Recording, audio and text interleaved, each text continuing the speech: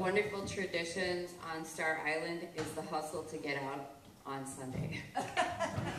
And I am not kidding. My husband and I have come up with this this regimen of like actually having our bags packed and ready to go like the night before. So that would be my suggestion. Because tomorrow, and they'll go through this again today later, but I just wanted to give you a kind of a heads up.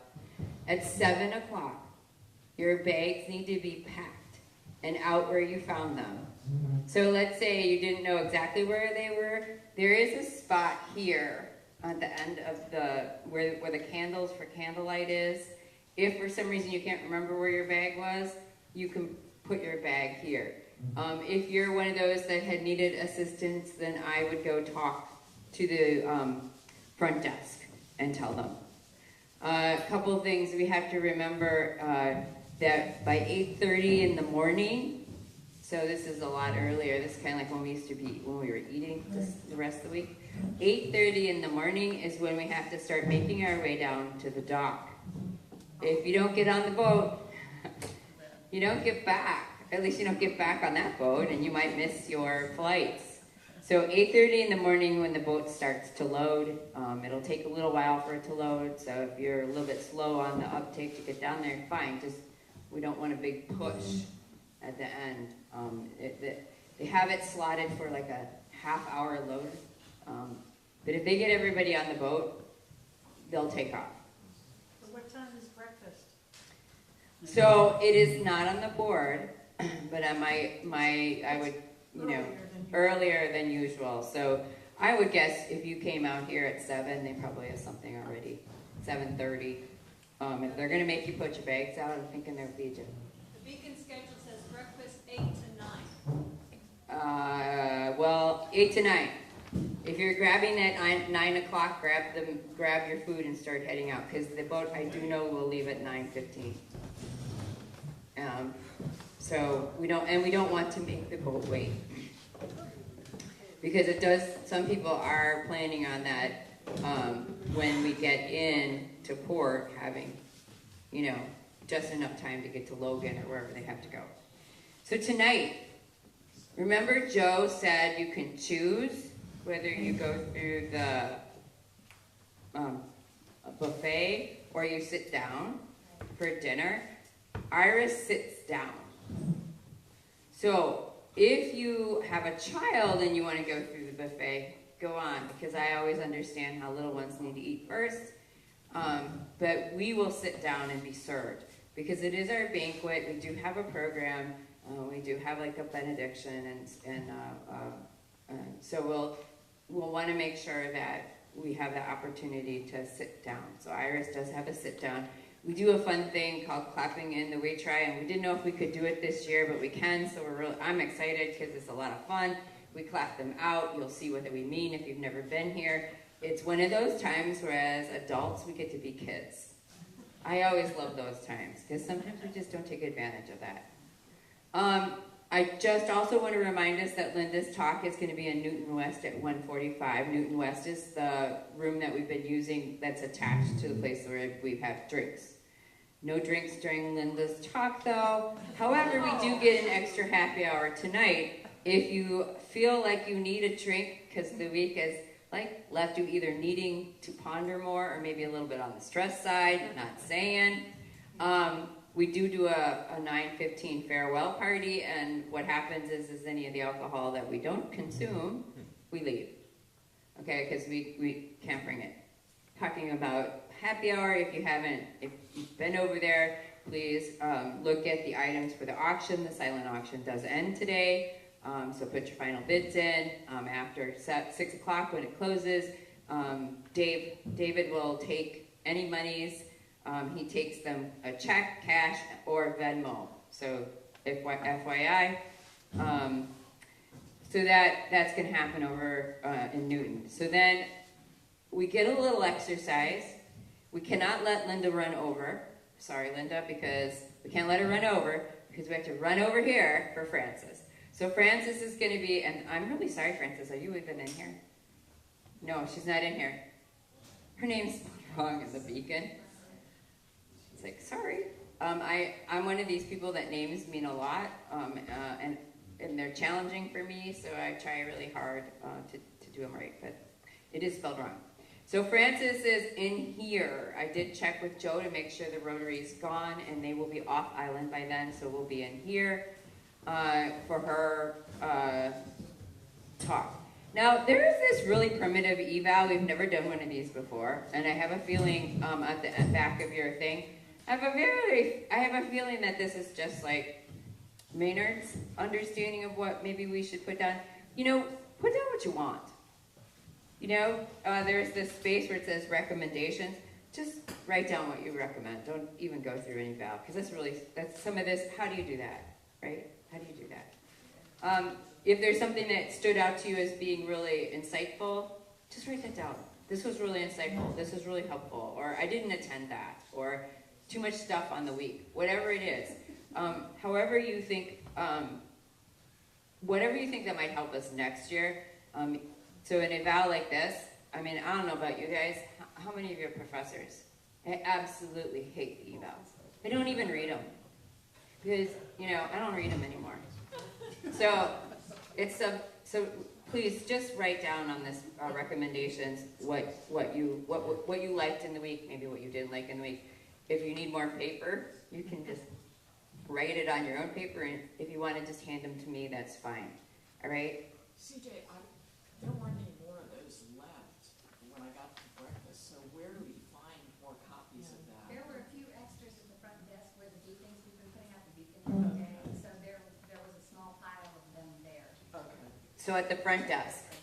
Do they want us to strip our beds and take put No, our beds in? They do it all. So the only thing we're responsible for is getting our luggage outside by 7, because they're going to load that on that same boat that took it out ahead of time.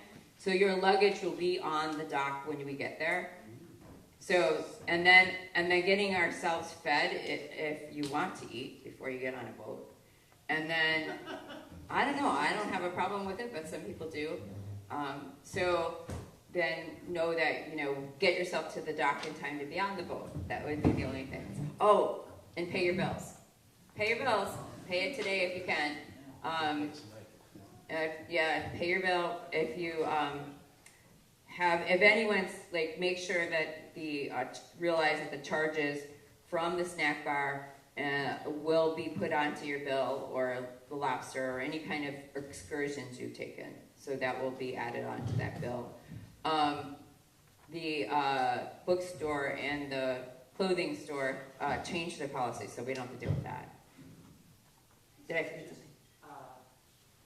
Just as a quick reaction to one of your comments, which, as an imbiber, I'm not casting aspersions, but I did grow up being taught to clean my plate, and I don't think it's a problem if we didn't finish all the booze. Oh no, I do not think we have to finish the booze. We can leave it for the next conference, and I'm sure they'd be happy, right?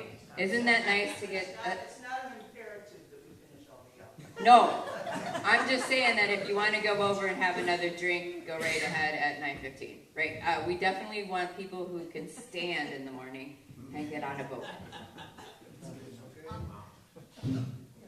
Go ahead. Yeah, a few people have mentioned in some of the discussions that you all have mentioned so many fantastic books that we could read to follow up on the exciting concepts that you presented, but we didn't get a chance to write them all down.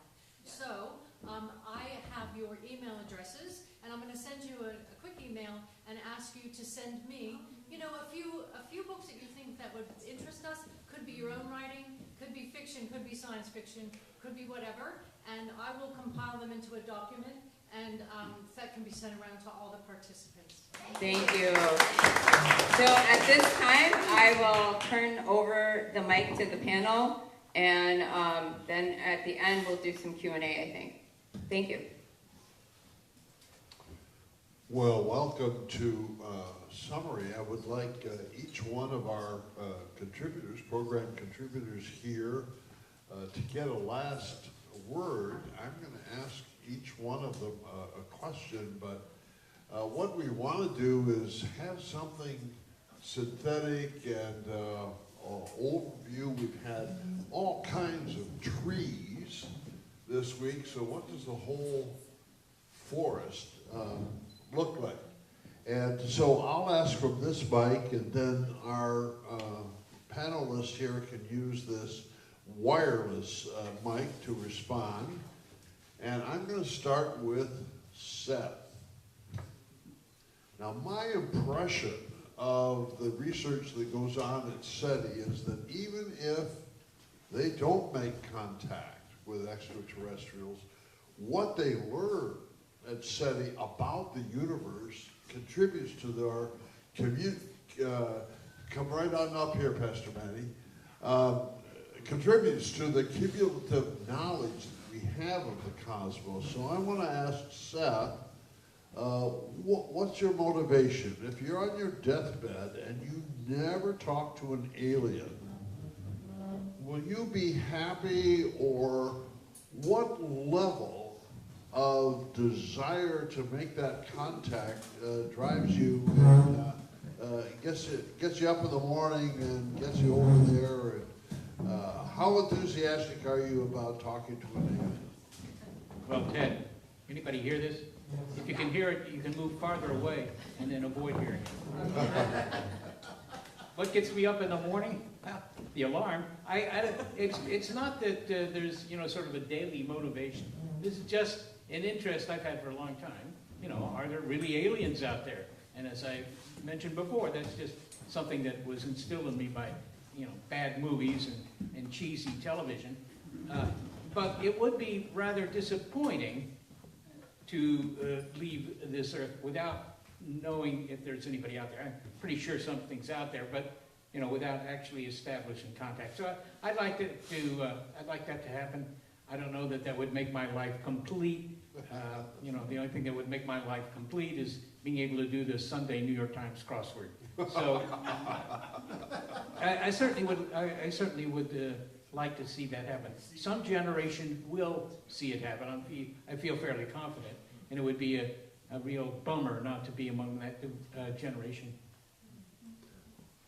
Is there any last sentence you would like to say to this group that about our future and how we should think about space and sharing space with neighbors?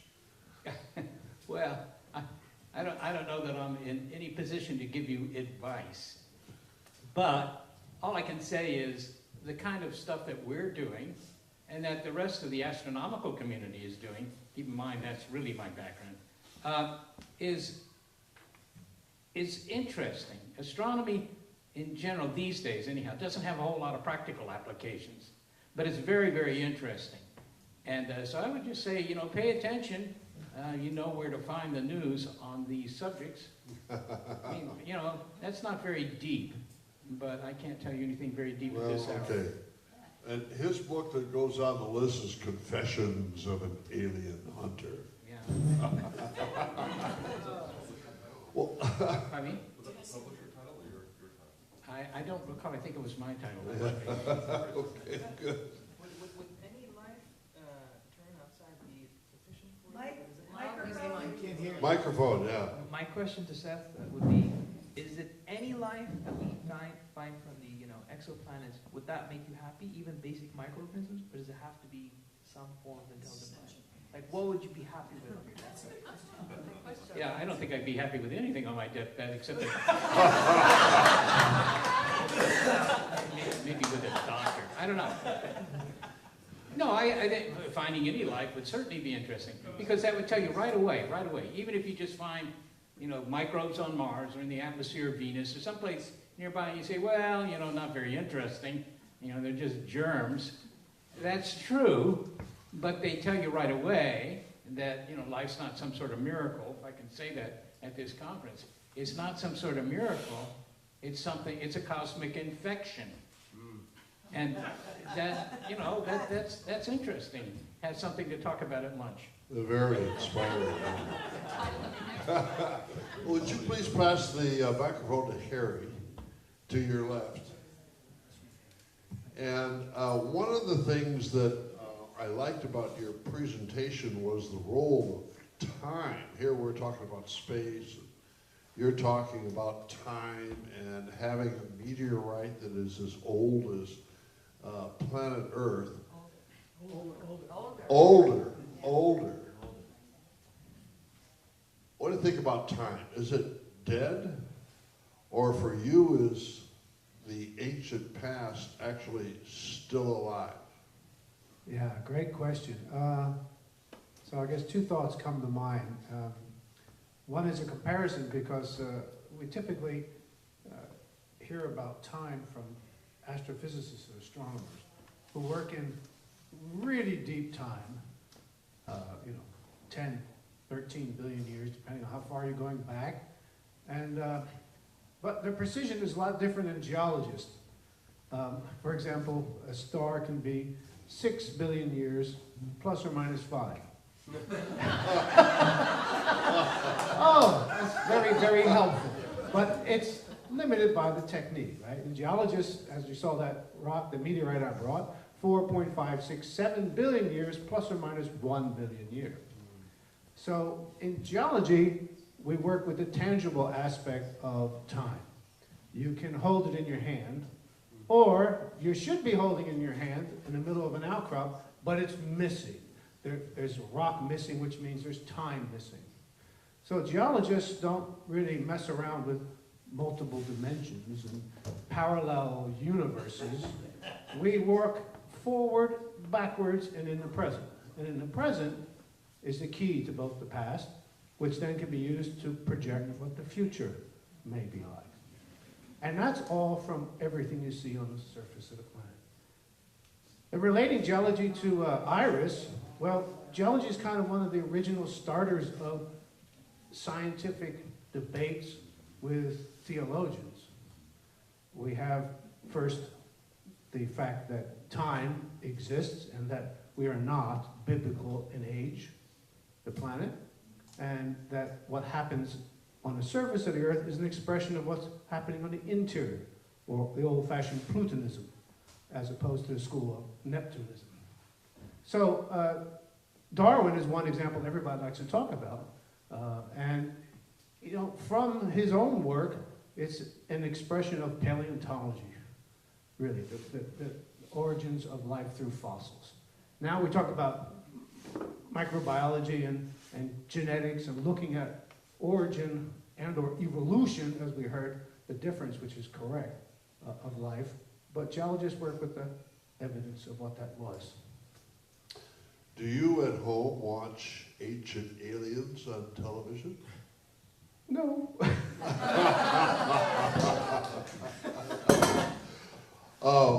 Any last word for us?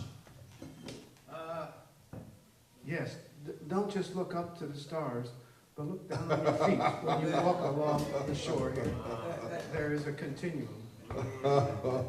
Now, I hate to say this, but Abraham Lincoln said that if I look down at the ground, I'll be an atheist.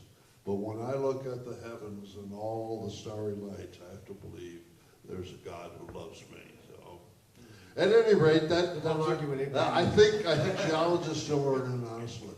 So, all right, would you please pass this to Dr. Jennifer? And Jennifer, you didn't see this, but I put a slide up of you and a quotation from one of your writings in which you say that if we find microbial life within this solar system, it will have a profound effect on the way we think because it will indicate a second genesis. Why is this profound? Well, I think for some of the same reasons that were already mentioned, but if we find life beyond Earth, even simple life, which I think is really, from a scientific perspective, the most likely next step for us finding life beyond Earth, it will show us that however life began on planet Earth, it also has begun elsewhere, and that means that possibly the whole universe could be filled with life. And which wouldn't surprise me at all, either as a scientist or as a person of faith, because as a scientist, it seems, as I described in my talk, that the whole universe has been becoming for millions of years more suitable for the formation solids and planets and life.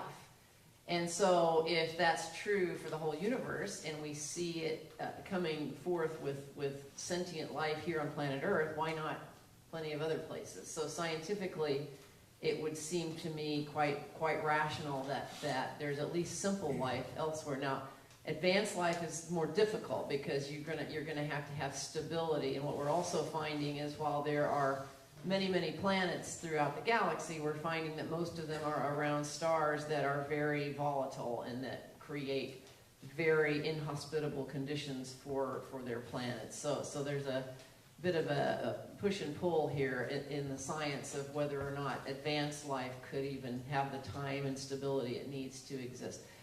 But we have, we would have that sort of scientific affirmation then that there is, that life is robust throughout the universe. In fact, we know on planet Earth that simple life began very early on in the history of planet Earth. So it was apparently on this planet, it was not difficult for at least the simple life to get started, but it was much harder for the advanced life. It took billions of years for that simple life to start flourishing into more advanced life, so it might be very difficult on other planetary systems to get beyond that simple life stage. But anyway, scientifically, I think it would be profound, but also not unexpected. Theologically, I also feel like there's every reason to think that if God created whatever conditions on this planet that enable all kinds of diverse life to exist and flourish and adapt to different weird environmental pressures and so forth, why not elsewhere? You know, why wouldn't a generous God enable life to fill the universe? So I think it would be profound even if we find simple life, both theologically and scientifically, because it would kind of, as I say, enrich what perhaps we already expect, either scientifically or theologically. Some of your NASA colleagues support the panspermia hypothesis. Do you? And do you find it irrelevant to the point that you just made, or relevant? Well, if you mean that, you know, life from one planet can be transported to life elsewhere, if that's what you mean by panspermia, that's kind of cool. I mean, we're already used to on this planet some life forms from one continent finding their way to others and so forth. So it's not unreasonable to think that kind of transport could happen across longer distances. We already know that we exchange material with Mars all the time, right? If an asteroid hits Mars, it has the capacity to kick stuff up out of the gravitational pull of Mars, and it ends up on Earth, and that can actually happen both ways. So in the solar system, we already see exchange of material, and of course we know that comets and asteroids are hitting Earth all the time, and they're transporting in their primitive materials from the ancient solar system. We are also seeing things coming through our solar system that did not originate in our solar system. So right now we're seeing what we call interstellar objects that, based on their trajectory, we know they've actually been kicked out from some other star system and are just happening to pass through our solar system. So we can analyze the composition of these interstellar comets and asteroids, which we're doing right now, and find out what they're made of. And of course, it's conceivable that some of that material could be landing on planets in our solar system and vice versa. So the transportation of material is not a surprise. Whether there's life in that material, that's an open question, but it's possible. Would that change things? Well, somehow, somewhere, some way, that first life had to get started, right? So even if we're transferring it or getting it started. But Seth says it's not a miracle, okay? Is that all right with you? Well, I mean, what's a miracle? Then we get into this, what's a miracle? If a miracle is something that is truly beyond our ability ever to analyze with science, I don't think these things are miracles, right? Okay. I think that, we should be able to understand the scientific principles behind how life gets transported, sure, how it evolves and grows. But that to me does not mean that there's only the material involved, you know, because I believe, as I expressed, that actually one of the ways that we understand something of the nature of God is by the amazing way that the universe works according to physical principles. And then you have to say the age-old question, why is there something and not nothing? And how were these original laws and things created in the first place? Even if there's a multiverse, even if there are other universes that have different laws, even if it was all started from some quantum field that never goes away, you still have to ask the why question, which is not what science is really poised to address. But I do think that as a Christian, that God has revealed the nature of God in some sense through the grandeur of creation, of the universe and of life, and also more specifically through the other messaging I think that we've received through prayer, through prophets, and through in my faith, the coming of Jesus Christ. Well, thank you. I'm going to postpone your last word until the last, okay? And then we'll come Sounds back good.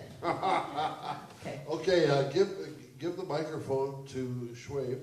All right. I just had one question. Would you be as comfortable with directed panspermia? So the fact that potentially an alien life came in, started life on this planet, were a result of that. Would that cause any issues for you as a Christian? I've never thought about that, but let me. Unpack what that is for a second. So the idea, I think, is that instead of just random, some simple life form on some other star system happens to get carried on the lucky interstellar comet that happened to impact this planet and start life here. What if it was intentional? What if, the alien, the more advanced civilization actually decided, I want to start, life on that third planet from that star over there and direct it. But it's still part of the grand system, right? Those particular beings might not have had some sort of global, universal perspective on why they want life on that particular place. Maybe they think they do, but I would still say that in the grand scheme of things, you still have to answer why there was life at all who had that kind of ability to think those thoughts and to think they want to direct life in another place. And I think God can still use that, to bring about God's purposes for consciousness and for what I would say love and relationships with God. So to me, again, maybe this would be part of my final word, but that the ultimate questions to me are not the what questions or the how questions. What exists? How did it get here? How old is the universe? Are there other universes? Those are important scientific questions, which I love. But there's bigger questions of who and why and how do we live based on those things. What do you think? Well, actually, why don't we go to Schwabe right now? Okay. Let me give you your initial question, and then you can add anything you want to. Okay. As you think 5 or 10, it's my interpretation of what Dr. Malik is doing here is cutting a new path, I think, for Muslims to be thinking interactively with the natural sciences. So this is a futuristic question. Over the next 5 or 10 years, how would you like to see Islamic thinkers deal not just with astrobiology, but with nature herself in light of scientific interpretation? Where would you like to see Muslim intellectuals be 5 years or 10 years from now? So in April, I use Twitter quite a lot to gauge what the interests are of people online. And I asked the question, what is the most important topic in Islamic science? And we got a lot of responses. I think we got more than 1,000 responses. Keeping in mind that Twitter only allows 4 answers in the poll. So I was only able to put 4 choices in there. There was Islam and evolution, Islam and AI, I think Islam and miracles, and Islam and extraterrestrials. The lowest vote was the extraterrestrials. Oh, so low. yeah, Okay. so I think it was like 5%. So it's not really a high priority question at the moment. Yeah. Unsurprisingly, the highest priority is evolution. We had more than 50% go for evolution. Then the next one was AI. I replicated the same poll at the beginning of this week after hearing some of you guys to see if there were any differences. No difference in the responses. And evolution is still the top point. So for me personally, I think that will we see a lot of interesting developments in the field of Islamic perspectives on extraterrestrials? Maybe. I can't be too definitive here. But I do think there'll be a lot more work, as far as I can tell, on AI and evolution. I think that's where the real buzz is at the moment. Okay. Yeah. Now, with regard to the interest in evolution, does that have something to do with education? Because I know that in the Turkish constitution of the 1920s, evolution is built right into the constitution as something mandatory in the public schools. And during the intelligent design controversy, a number of Muslims were objecting to the secularization within Turkey. Is that the reason that evolution is on the top of the list, or are there more intellectual and conceptual reasons for it? I can answer that question a couple of ways. So I'm tired of using the word colonization because it's just part of the narrative. What happened was, in the early part of the 20th century, when colonists came over, they also started their own institution. For example, one of the biggest universities in the Middle East is American University of Beirut. Initially, it was a Protestant college, right? It was originally a Protestant college.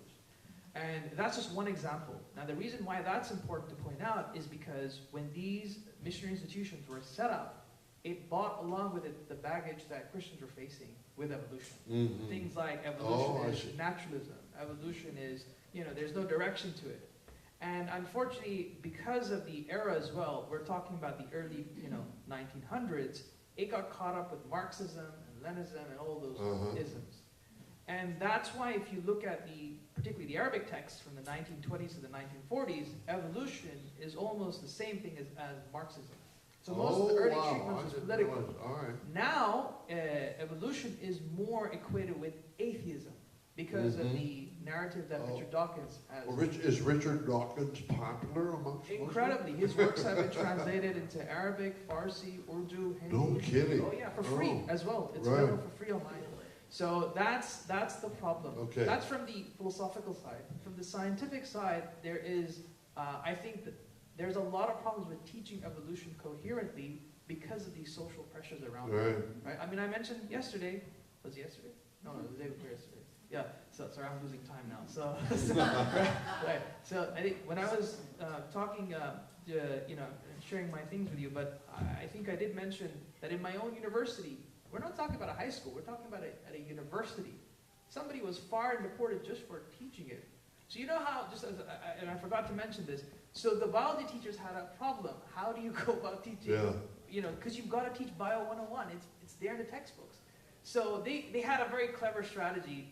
Whenever they now talk about evolution, they never use the word evolution or Darwin. They call it, this is the theory of change.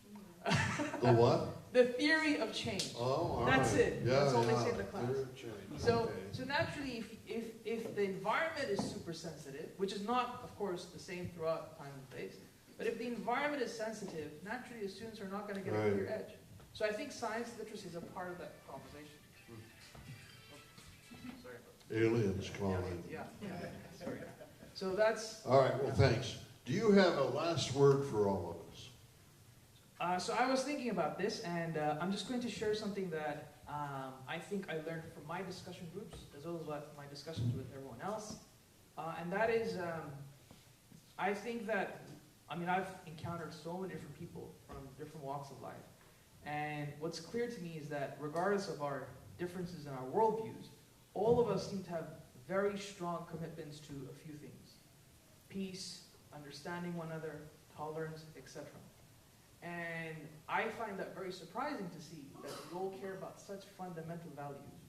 Given how, the world is filled with sometimes hate, lack of tolerance, I think we all need a little more peace. And I was reading the Bible today. I wasn't reading the Bible in the morning, so I was reading the Bible today, and there's a verse that stuck out. I think it was Matthew 5:9. And if I remember correctly, it says, "Blessed are the peacemakers, for they will be called the children of God." And if I took anything, is that I hope we all end up becoming peacemakers.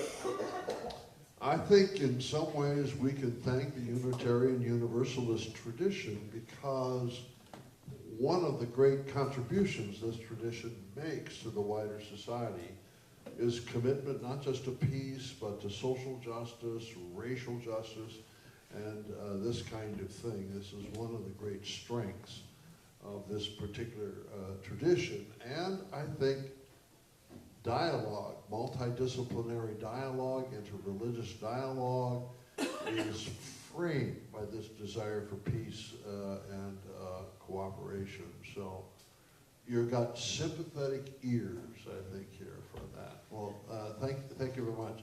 I'd actually like to go to Mr. Brown. Mr. Brown, the musician of renown. Yes. Thank you.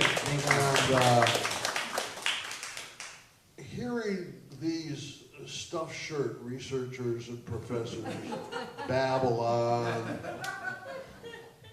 what do you think? And did you learn anything this week that is salutary for you? Oh, wow, I've learned so much. I think it's brilliant. I mean, I've been in awe of everybody's, well, and everybody's passion. You know, I mean, we're all here because we're passionate about what we're doing, what we're presenting, what we're doing, but then also just the unification of everybody. You know, everybody's listening, everybody's dialogue. I think it's beautiful. So no, this, like I said last night, I mean, the whole environment here, the people in the island is very special, you know, and I think I wish there was more of this. With the exception of Seth, of course. Yeah. Of course. Yeah.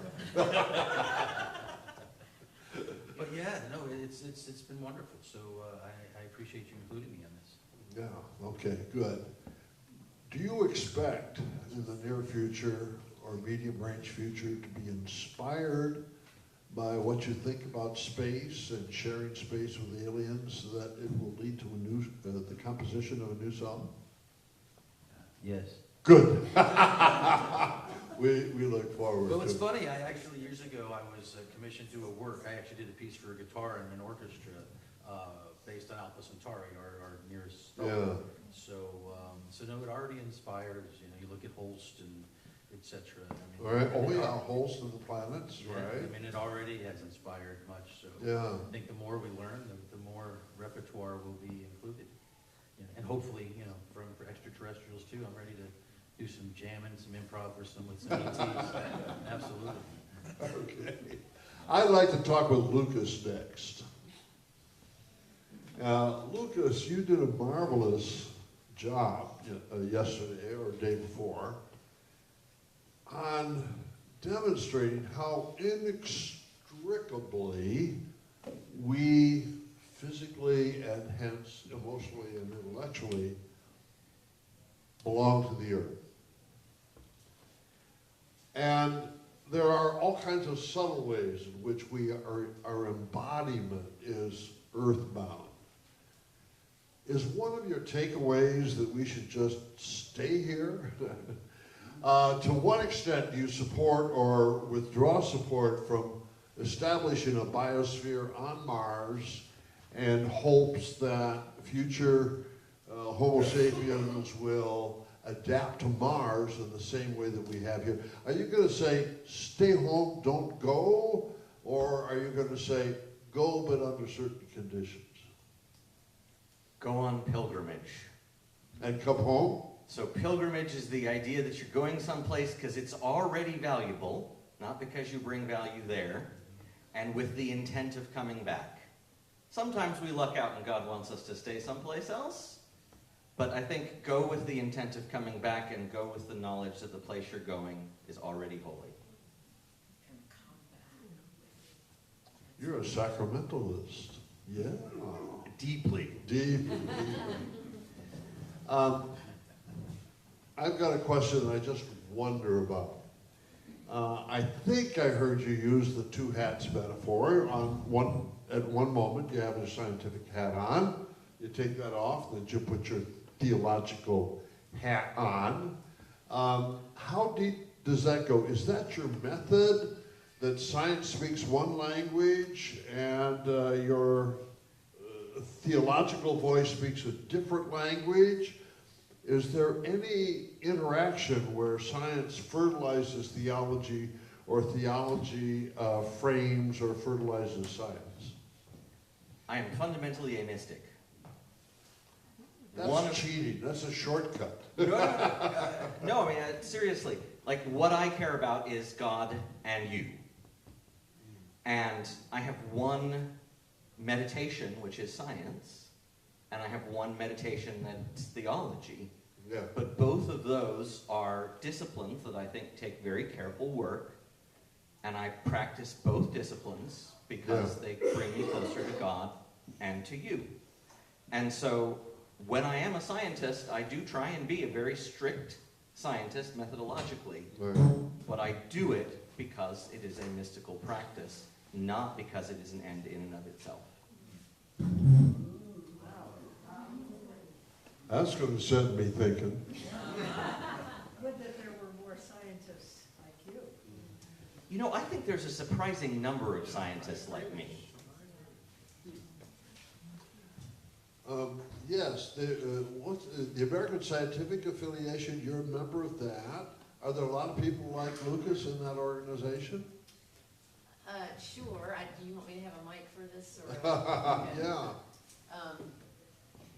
Yeah, actually there are quite a few, formal organizations of scientists who are people of faith, various faith traditions, one of them being the American Scientific Affiliation, which is a network of Christians who are in science fields or science-related fields, who really see their science as an outworking of their love of God, their service to God, but they do, mainstream science. So this is one example. There are other faith traditions that have their own focal points, but even people who are not in those organizations, I run across many fellow scientists who, just like many people who are not scientists, but who really recognize that life is about more than just the methodical gaining of information, right? That you have to think about what you're doing with this information and why do you care, and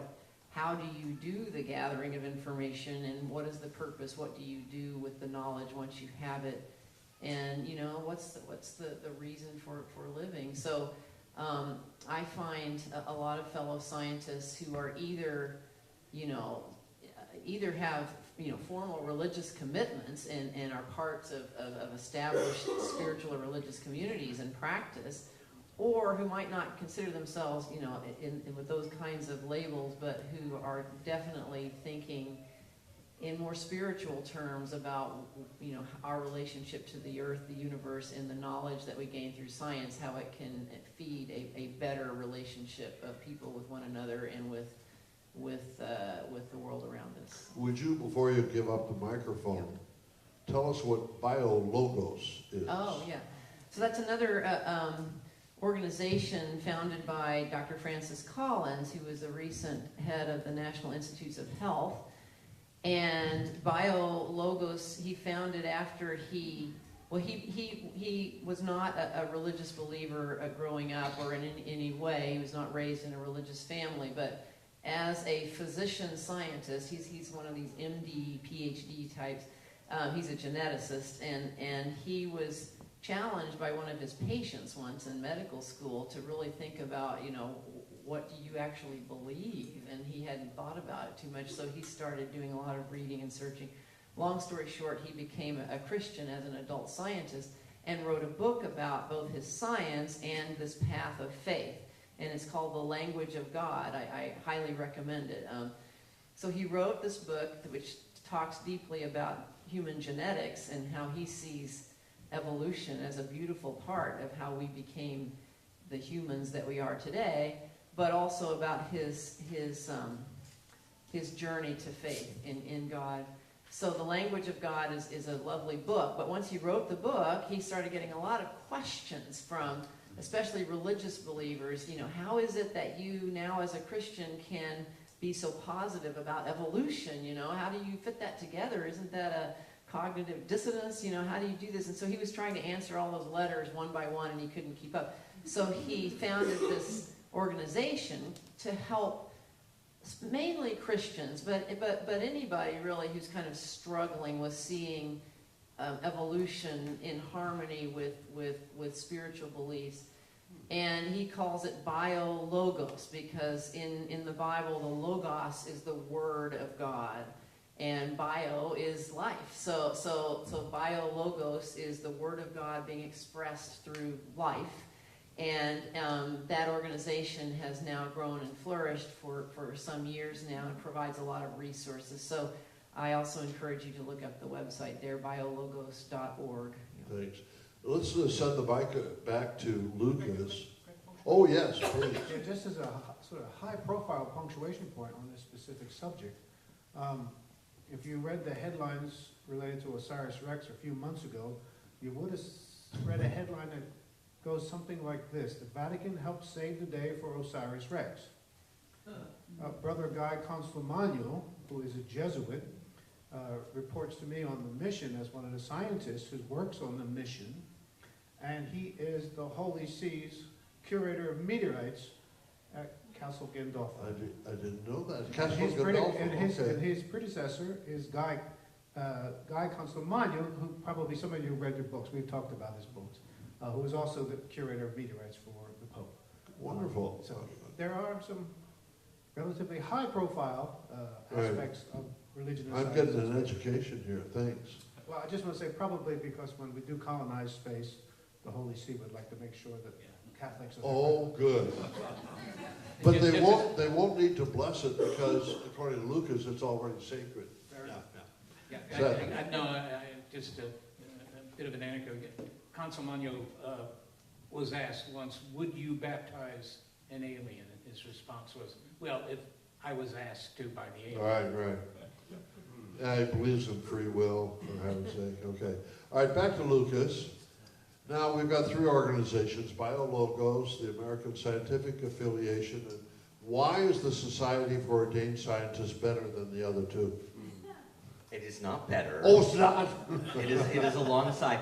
There are some of us who hold authority in scientific communities and hold authority in religious communities, and we are deeply concerned with the pastoral questions of religion and science, not just the intellectual questions. And so there is this organization founded, you may have heard of folks like Arthur Peacock and John Polkinghorne, founded by them and others. And despite the name, we actually have a lot of people who aren't ordained or aren't professional scientists, but we care deeply about these questions of how we create space for this, and we pray for each other. That's the main thing that we do. So I just want to emphasize that there are organizations out there for dealing this with our heads, but there's also folks out there who are dedicated to dealing with this with our hearts. I'm a member of this organization, and during COVID... As is Paul. Oh, Paul, you remember? Good. Yes. And during COVID, it was kind of nice. You could go online and do Compline or Vespers with the international group. We also have a member, Ivan, who lives in Kyiv. Yeah. In the Ukraine. Oh, Ivan, that's right. He's reporting on the war. Yeah, He's been reporting on the war, and he's a pastor in Lutheran, I think. He is a Lutheran pastor in Kyiv. in Kyiv, and we meet with him once a month, and we pray for him every day. Yeah, wonderful. Do you have a last word for the rest of us, Dr. Lucas?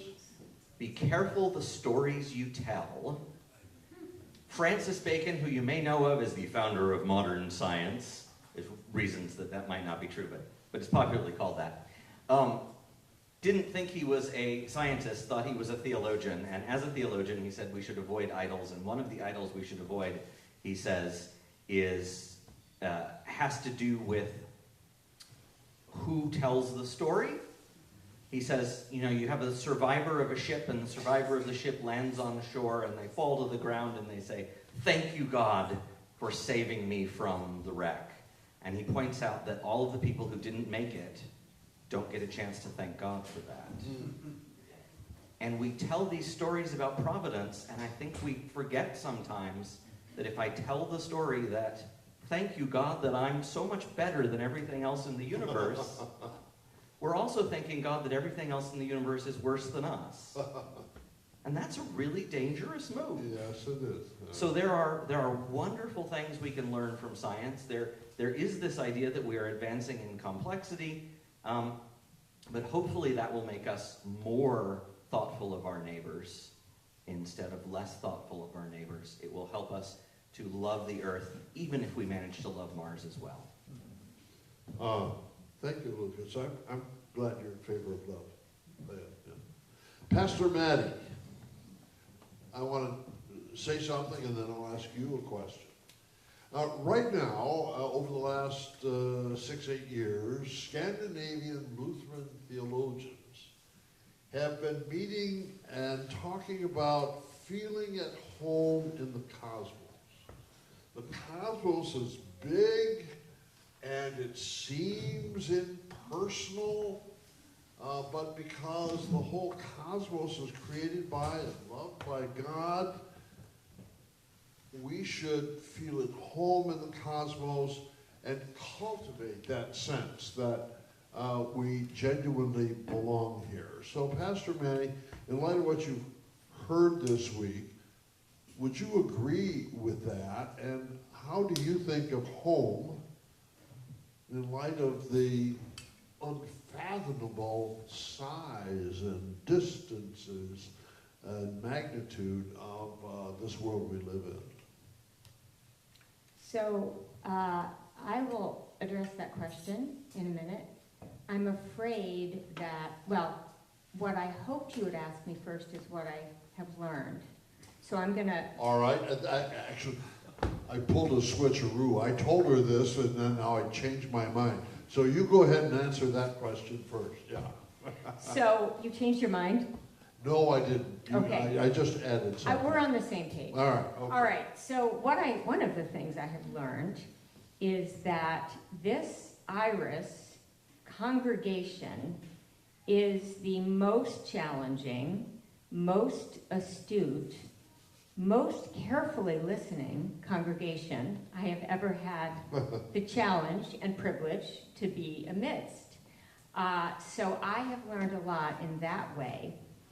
And I am, among other things, so impressed by the capacity of everyone in this room and of the speakers to think beyond the binaries and the dualisms that really plague us, I think, and are at the heart of so many of our issues and problems. So back to the Scandinavian theologians. Yeah, you don't need to reference them, but just the idea, home in a rather big and maybe even fiercely dangerous place. Thank you for that question. Yeah. I spoke this morning about place, and I think place and home are, of course, closely related. And I talked about our connection to a place and the beauty of a place, and how we, though I didn't use these words, come to feel at home in a place, and how the beauty of a place and the wonder of a place helps us to feel that as we are inhabiting it, its beauty is inhabiting us.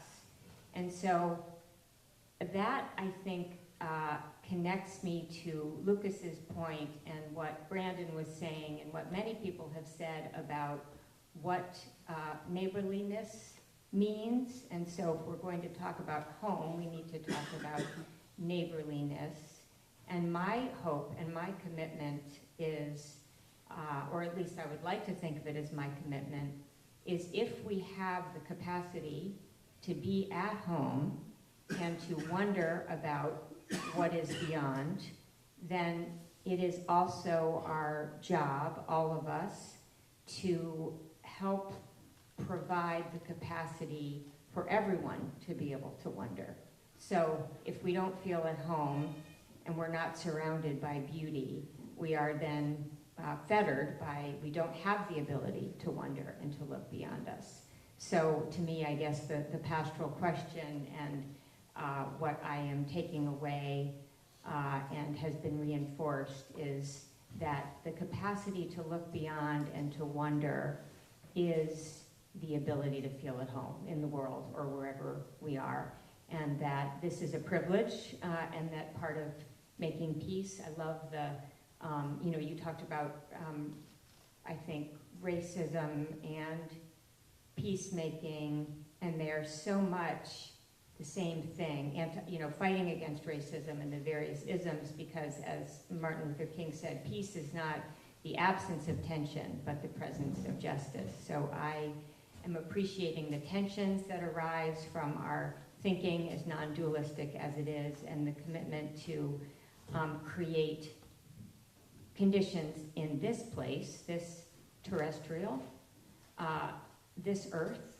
so that everybody can have the capacity to wonder and to look beyond themselves metaphorically and physically. Would you agree with Lucas that if we were to create a biosphere on the surface of Mars, and the Earthlings that traveled there began to feel at home, would you call Mars sacred? When the quote this morning, Oscar Wilde, that I used this morning, Oscar Wilde says, wherever there is suffering, Right. there is holy ground, and wherever there is joy, there is holy ground. So it Yeah, I means, heard you say that, and I thought maybe that would be your answer. well, then why did you ask the question? Because I wanted to hear it again.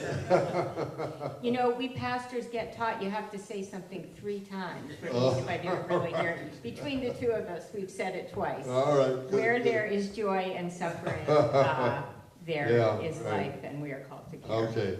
You've already answered this perhaps, but what is your final word for the rest of us here? That the religion-science relationship is not a dichotomy or a binary, and those who had the original idea, I think, to have a conference on religion and science, maybe we're thinking religion or science. And I think we are approaching religion and science, and keep doing what you're doing. Thank you very much. I think let's go to Andrew. And Andrew, I want to pick up this matter of power that we have been talking about. When we go to the Psalms, and I'm thinking specifically of Psalm 8 here, boy, you start out with the God of power. What are the sun and the moon and the stars that you just manipulate with your little finger? God's magnitude and omnipotence coming through there. And then there's this turn in the psalm. You got all this power, God, and you care about us. Little pipsqueaks on the planet.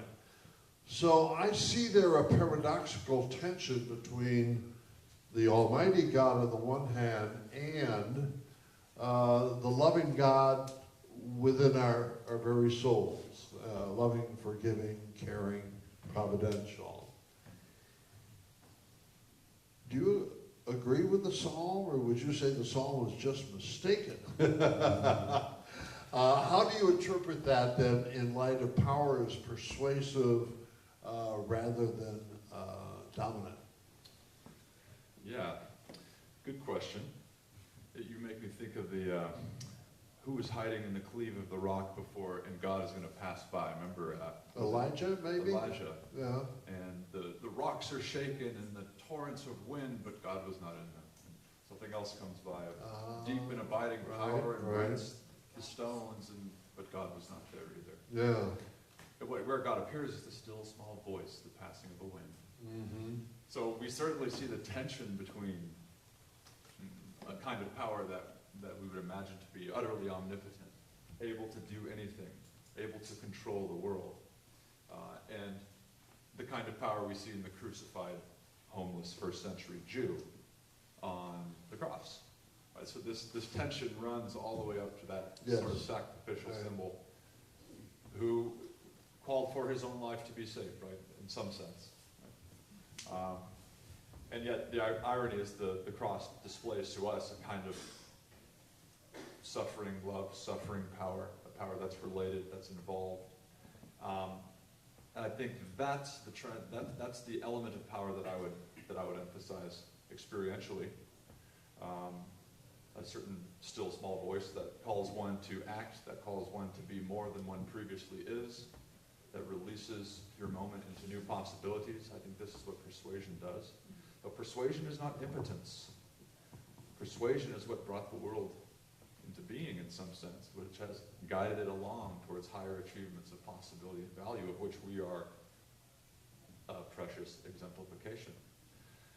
So just because you don't think God's omnipotent in the sense of being able to control your life, which I don't think God has any good reason to want to do, or plan things for you, I think God is a co-creator with you. And if that's the case, we have to think about, well, how does that co-creation make sense? The offering of the possible, but its actualization is left up to you in each moment. So I sit with the tension. One of the points we were arguing with the other night, and I've so enjoyed these conversations, is on the front end, process theology can add much to the problem of evil by saying divine power is only persuasive and never coercive. God does the best that God can to stop horrendous evil. But as the church has long said, you're the hands and the feet of God in some sense, and we take that literally. On the back end, there's a question of the eschaton, right? And this is where process thought gets critiqued. Well, if there's no final coercive power, how does the final harmony come about? I'm not sure that any final barbaric modes of power are required for that. I think it's a still small voice that calls us to act, to be more than we can be, and to slowly embody continue the incarnation of Christ in the world. That's what would be, I think, from a Christian perspective, what I would say. You heard both Seth and Jennifer give us scientific reports about the universe. Yeah. What did they say that was wrong? Well, no, actually, that's not my question. Okay, so Seth and Jennifer do empirical research and look for natural explanations for what it is that they observe. If they were to become Whiteheadian metaphysicians, would that change their method of research at all, do you think? And if so, how? And if not, why not? Not necessarily. So I think I'll go back to one of the great statements that Whitehead makes again, where he says, you cannot shelter theology from science, nor science from theology. Neither can you shelter any of them from metaphysics, or metaphysics from either of them. There is no shortcut to truth. So what I love to emphasize is that in this conference, I think, has been a beautiful expression of that each discipline has something to offer the other.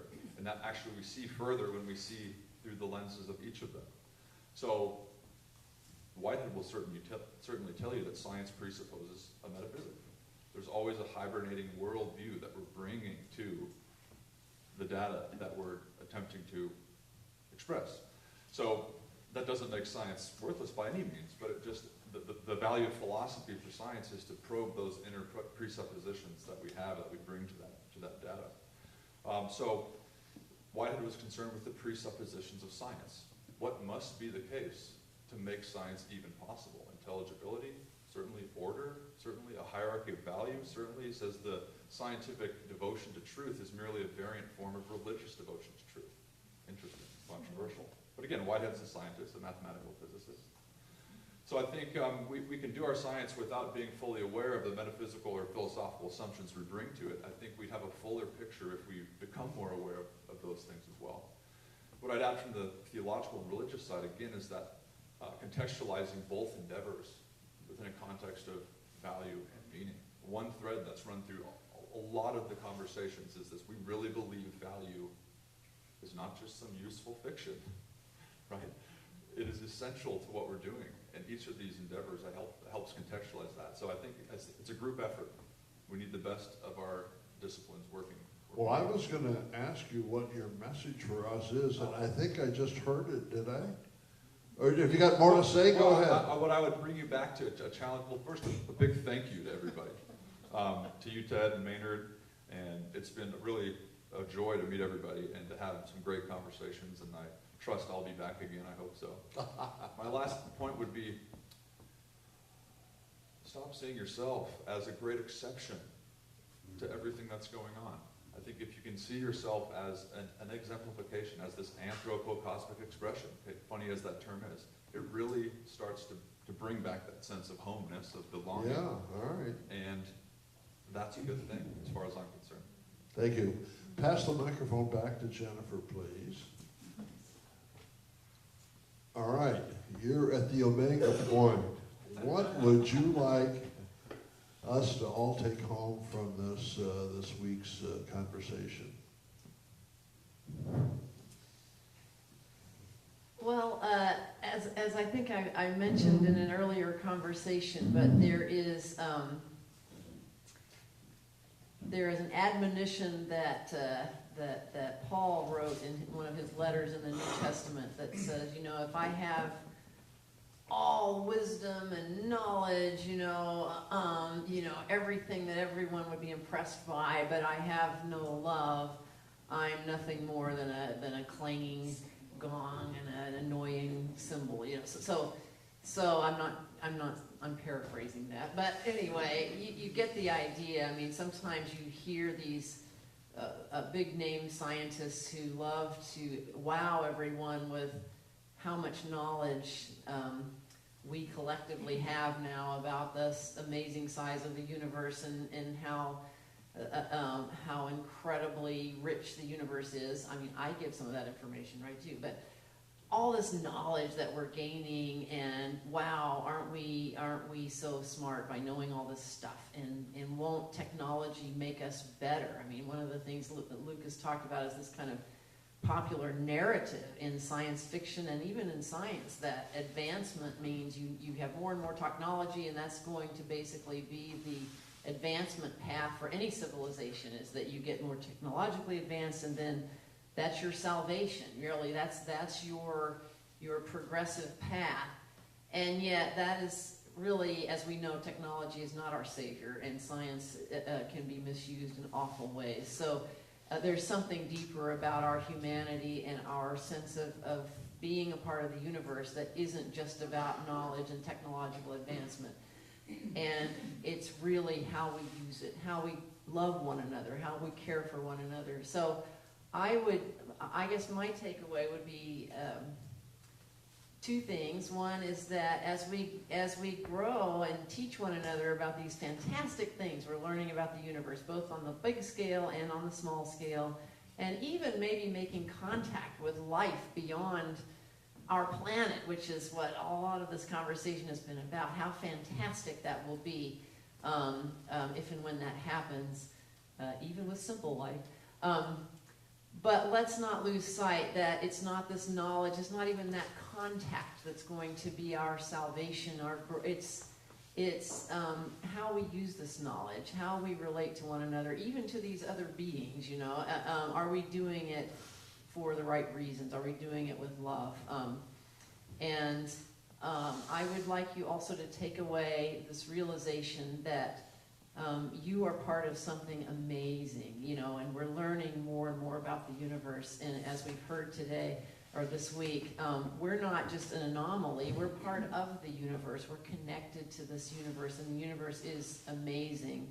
I don't think the universe is our salvation, but we're part of the universe. And take some time to rejoice in that, take some time to look around, whether it's looking up at the stars or looking around at the ground, the rocks, the life on this planet, the water, even if you're in a cluttered neighborhood, but that one little wildflower that's growing in the sidewalk. Take some time to be amazed at the universe that you are a part of, and give praise and rejoice in that. So. Beautifully said. You're reminding me of the British poet, and please tell me who it is. The flower in the crannied wall? Who wrote that?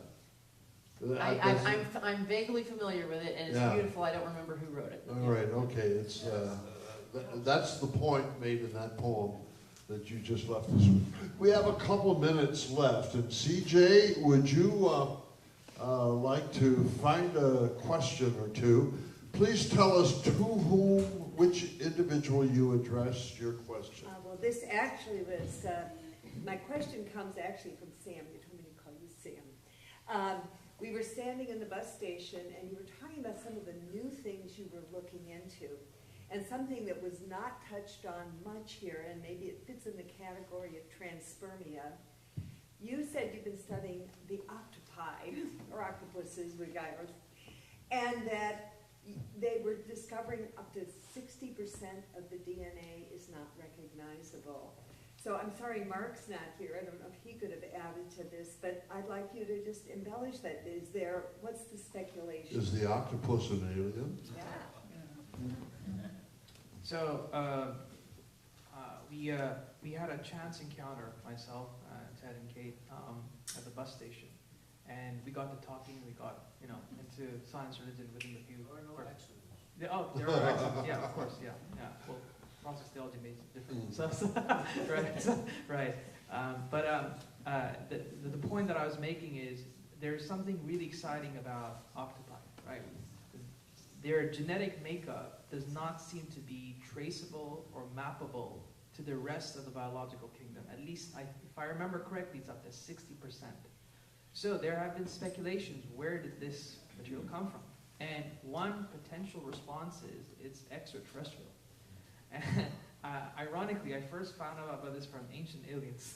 that was my start. So I had to found it on ancient aliens. Yeah, so I had to fact check this before I start saying this in public. So it is fact checked, don't worry. But I think that, this is the reason why I asked you that question. There's the one hand, you have panspermia, the idea of things being able to move around in the cosmos through natural means. And then there is directed panspermia, right? The idea that some civilization interfered by introducing certain material into the world that kicked off life. So that's why I strongly recommend, that movie poster that I put up, Prometheus? That is a phenomenal movie. And I think that gives you a lot of things to think about. For me, I'm very curious because I wanted to know what God did. What exactly did he ordain and how did things work out? And I think science can be a way of looking into that. But that was all that was behind it. Okay. I don't know what are the definitives, but I see plenty of possibilities. Thank you.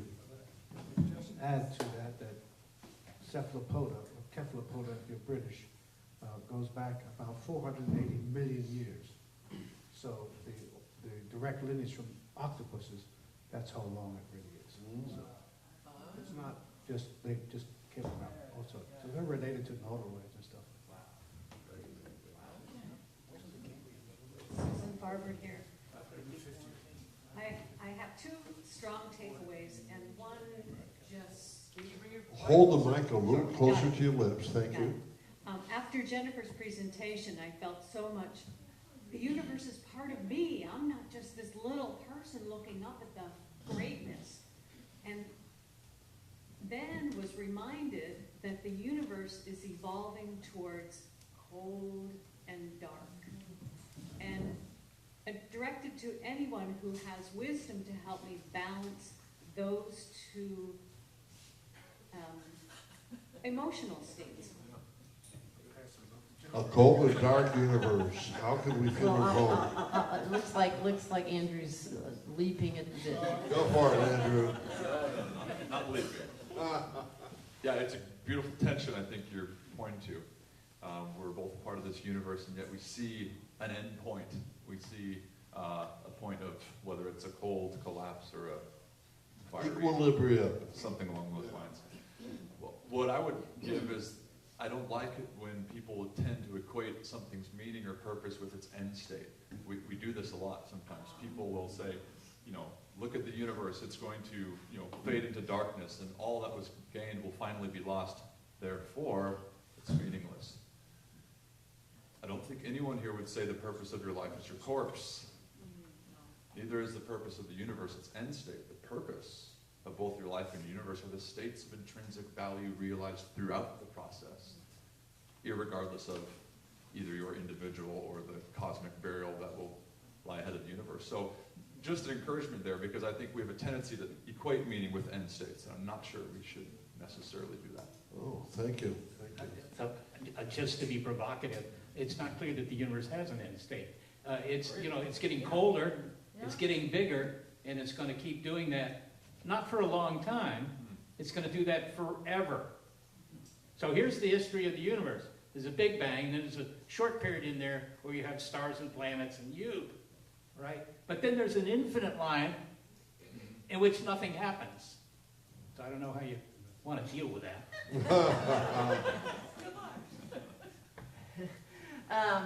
Yeah, so I touched on this a little bit in my comments, but this is why the narrative, of which I actually spoke some, this narrative of the universe progressing from the Big Bang toward, you know, star formation and then planets and life.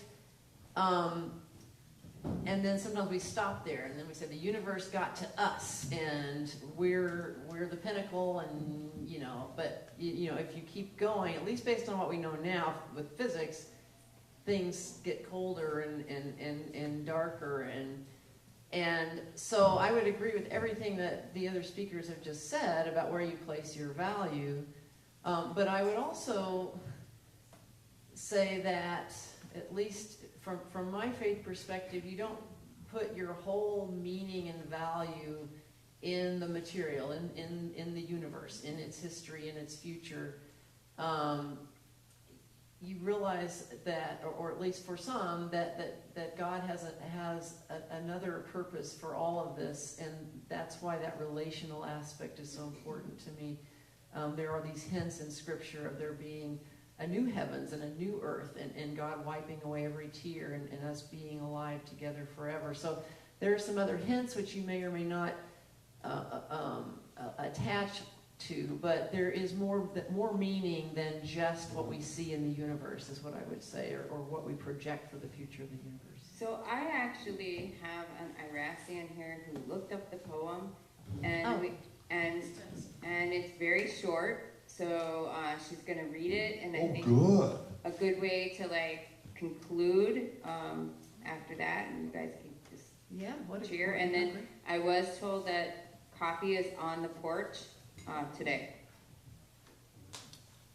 So if you trust Wikipedia, it tells us that Flower in the Crannied Wall is a poem composed by Alfred Tennyson in 1863. Oh, Alfred Lord Tennyson, great. Beside the wishing well at Wagoner's Wells. It goes on, you can look it up. Flower in the crannied wall, I pluck you out of the crannies. I hold you here, root and all, in my hand. Little flower, but if I could understand what you are, root and all in all, I should know what God and man is. The big is present in the little. Okay, I think are we done now, CJ? It's coffee time? It's coffee time. So if you want to ask questions out on the porch to each other. Just one last comment. I want to thank the people here on the stage, and Mark, as well. You've done a fine job of achieving the goals and ends of the Star Island. And I think we want to thank you also, Ted, and Maynard.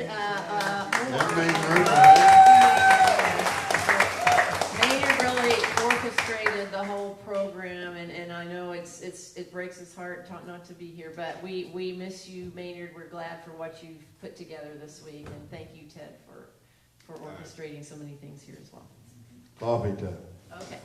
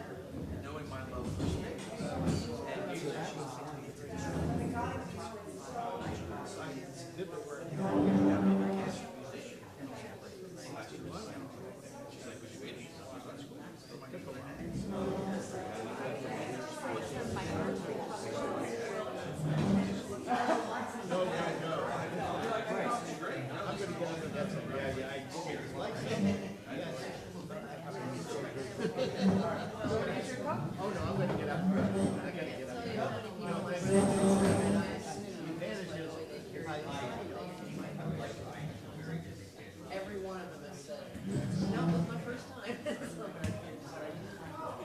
There's other people that.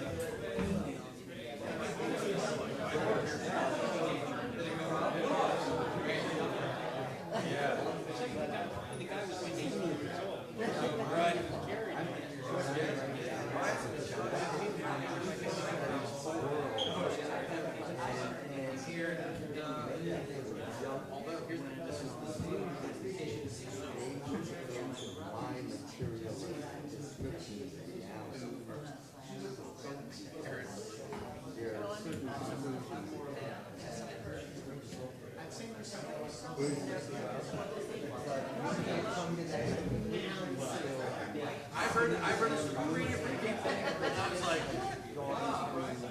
Well, but because I guess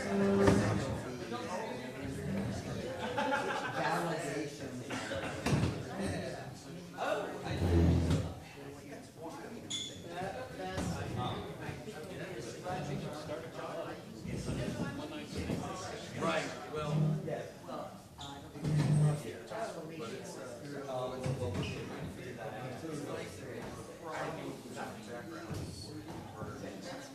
So do you ever go to these kind of music, folk music things in West Virginia?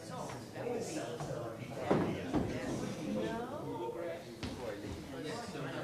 I can't complain. No dulcimer. I'm not even really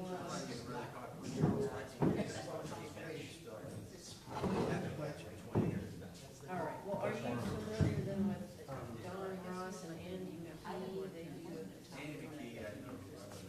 Okay, sorry, just show you what I'm listening to. This is one No, this is the folk, this is acoustic guitar. Right. But you're more into the kind of Spanish ideas that came from Europe. Yeah, but I also have like more of a religious. It was very good. But it's fun. I just love it, I love some of these, I'm not big on, that's why I just. But see, like American. Or this guy, do you know Gustavo? Oh, San Yeah, this is lovely, yeah. it just sounds similar to the kind of.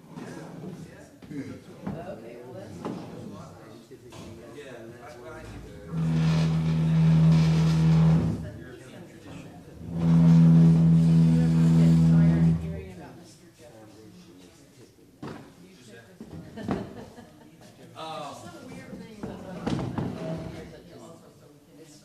Charlottesville's really cool in some ways, but in some ways it's like there's these niches, there's the Jefferson cult that people are just, Oh, yes. just, You know, JFK. yeah. Then there's the old money, like the horse. Oh, there's a lot of that.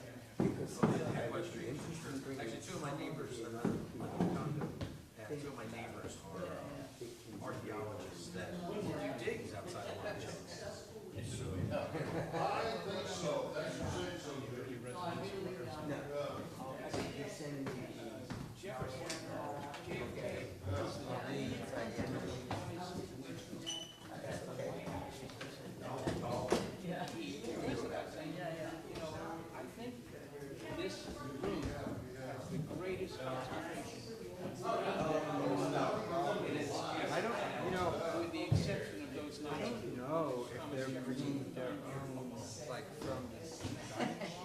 I think I've heard versions of that. Yeah. Yes, right. I did a gig in the Rotunda.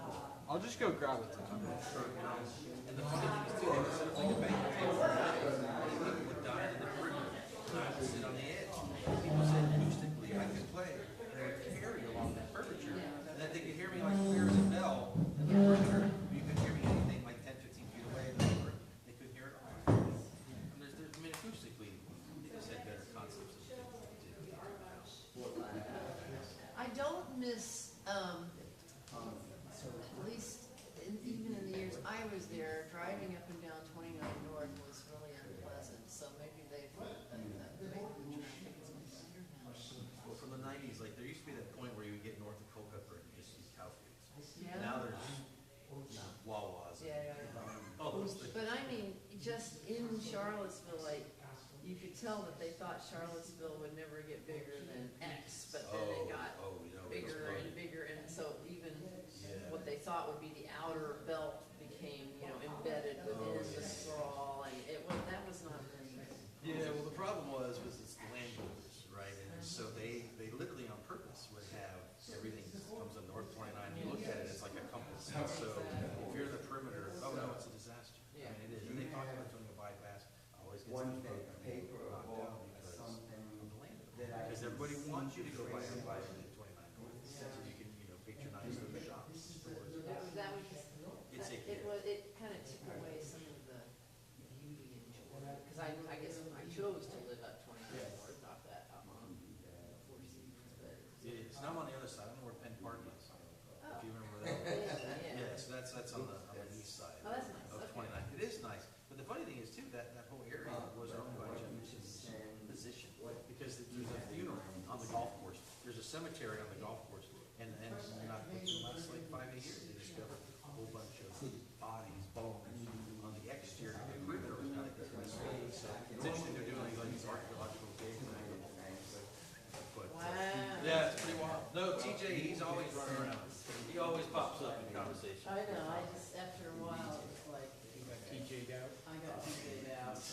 Yeah, well, I was there when, were you there when the whole thing with the slaves and the offspring and where they accepted it to the family and the estate? That was a big thing. Yeah, too. I don't know if I was there, but I was there. That was neat though, that's kind of, that was, All over the place. but, Exactly. yeah, and then there's the Edgar Allan Poe. I worked with one of his, like, he was like 32nd cousin or whatever, once I was there. When I first went there, we were at a pizza place, and it was this woman. Her brother Caleb, I could be dyslexic, it could be either 23rd or 32nd descendants of Poe. And you're like, okay. It's a long way, given that he lived that long ago. Yeah, Not yeah. from the wrong year. Somebody's breeding. Well, there's not, back in the day, they wouldn't let you do that.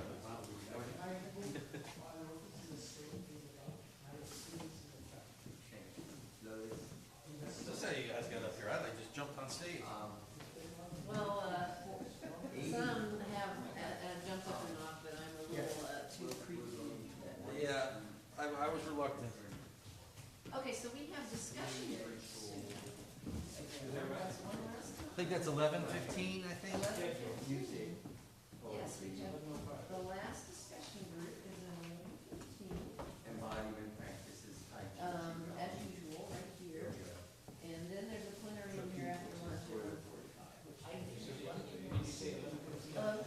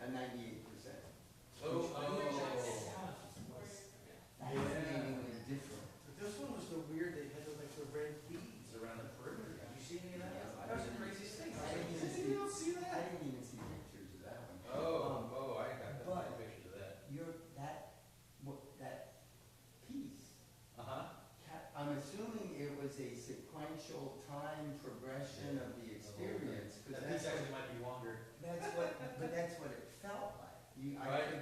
Wow, you really got that moment. Anyway, so. No, it's such an amazing experience. All right, what month was that? You said Greg Brown and what? It was Camp. Greg C. Brown. Okay. .bandcamp.com. But no, here you go. It's these prominences. You could sling these with the naked eye. I mean, these are these huge things that Oh. popped out. I'm trying to find a better. Yeah, so it was like that. And as I was sitting there, I mean, I was right off Lake Erie. I was in Cleveland. Oh my God, we didn't have that. Well, That you was know why? wild. The sun's been acting up for the last 3 months. Right. With electromagnetic storms greater than usual. Sure. Oh yeah, we had And the aurora. right, the We had the aurora. aurora down in So Virginia, which these is rare. probably weren't present in 2017. No, not 2017. Right. This was. Well, that's what I mean. Yeah, no, it was wild. That was wild. That would have been wild. Oh,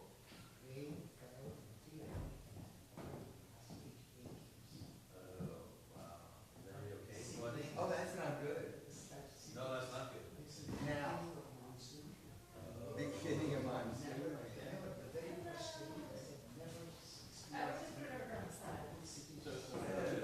Yeah, I can't think of that on my water. Wow. So, we'll be in touch, because yes, we need something non-American. I know. You weren't here last year, were you? I've come here since 2004. I was not here last year. Last year, it was very diverse from other, we brought from the Middle East, Muslim, we had a leader in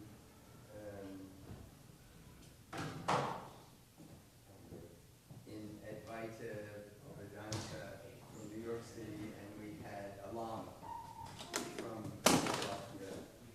And it was the most diverse I've seen. I don't know if I can recreate that next year.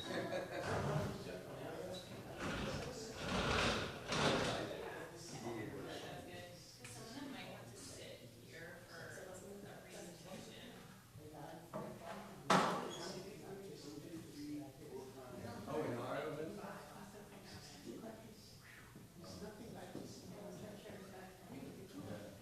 That would be a wonderful